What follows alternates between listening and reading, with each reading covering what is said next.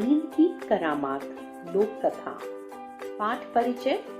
प्रस्तुत पाठ में एक लड़का अपनी मौसी से कहानी सुनाने के लिए कहता है। तब वह उसे सूरज और चांद की कहानी सुनाती है। इस कहानी के अनुसार सूरज और चांद आसमान में रहते हैं। राहुल दशहरे की छुट्टी में अपनी मौसी के घर गया। नमस्ते मौसी जी, कहते हुए राहुल ने मौसी के चरण स्पर्श किए।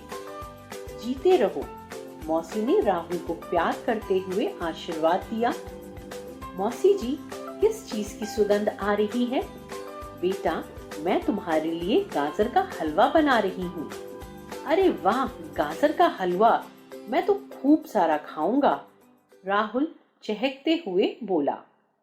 राहुल ने हाथ मुंह धोए और बड़े मजे से गाजर का हलवा खाया। धीरे धीरे रात हो गई, परंतु राहुल की आंखों में नींद न थी।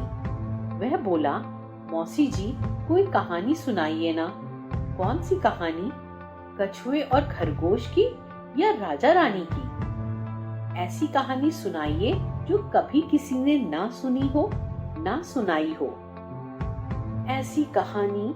मौसी ने सोचते हुए खिड़की की ओर देखा। पूर्णमासी का गोलाकार चांद आकाश में अपनी दूधिया रोशनी फैला रहा था। ठीक है, तो सुनो, मौसी ने कहानी शुरू की। एक थी आकाश नगरी। वहाँ एक आदमी रहता था। उसका नाम था दिन। उसकी पत्नी का नाम रात्रि था। उनके 2 बच्चे थे, सूर्य और चंद्रमा। वे उन्हें प्यार से सूरज और चंदा बुलाते थे। पूरा परिवार खुशी खुशी रहता था।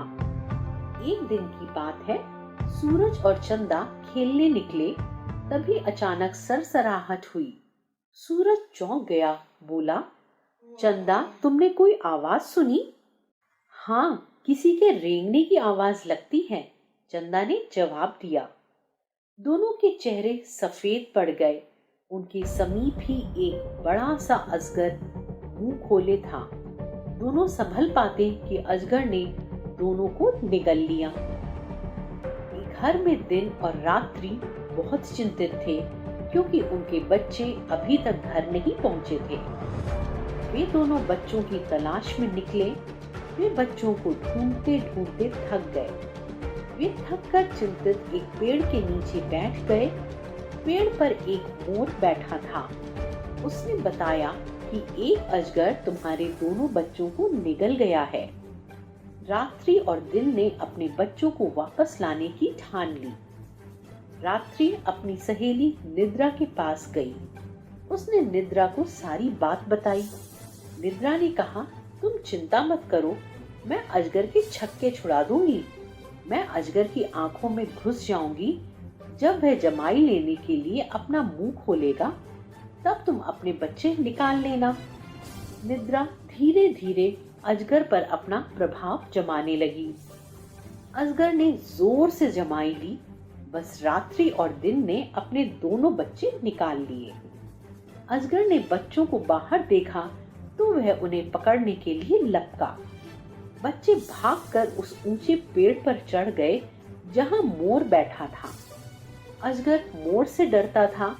उधर सूरज और चंदा ने ऊंची उड़ान भरी और आकाश में पहुंच गए।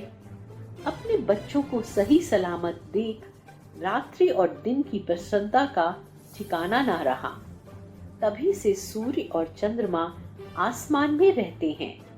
इस घटना के बाद दिन सूर्य की रक्षा करता है और रात्रि चंद्रमा की। अब वे प्रसन्नता पूर्वक अपने घर में रहते हैं।